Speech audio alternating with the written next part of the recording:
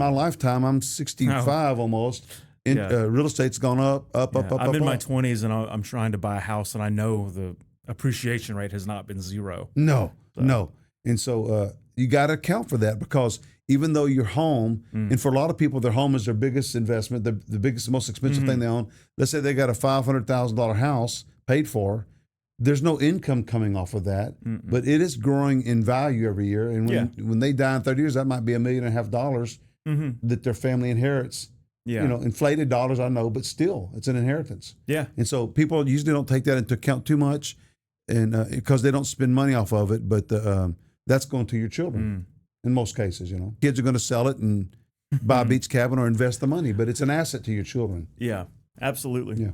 So that ends up being, you may have said it, that ends up being, if not the biggest bit of inheritance.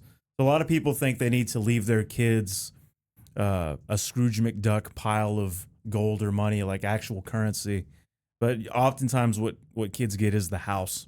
Yeah. You know, and maybe in the past, with some generations older than me, I've seen people inherit a house and it's only a burden, and it's a perfectly livable, rentable asset.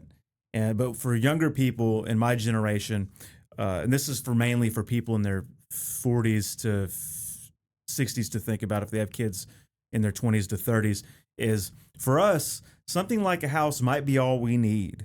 If you're worried, if you're someone who's legitimately concerned about legacy planning and what you're going to pass down to your children, I think in the future a house will be valued a lot more than it was by baby boomers who inherited a house. Yeah, it's a very useful thing to get. Because for younger people, it's always been a coveted asset. Whereas if you grew up, 40, 50 years ago, a house was almost default. Yeah. So don't devalue the place of real estate in your legacy planning when it comes to passing down an inheritance. Yeah. And then, a lot of folks we see, they have a camp up at Rayburn or Toledo, or they got a beach cabin, or they've got a farm out in Kirbyville that they inherited from their parents. All that's got to be considered in on what's going to be left behind in your estate. Oh yeah, and it's not just your stock market investments. Another problem we come across, I would say, pretty regularly when people come in to visit and plan their retirement out,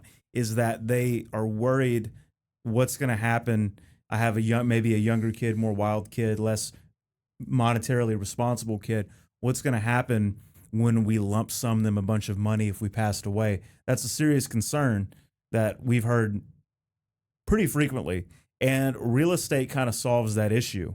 If you have somebody who is not good with money that is going to inherit your assets, going to inherit your estate, sometimes it's better to leave them something less liquid, like a house, that would, at least they can live in it, and it goes into their net worth and it's assimilated into their estate, without being able to be easily squandered. Yeah. And that is a unique situation. That it's unique, but it's not uncommon.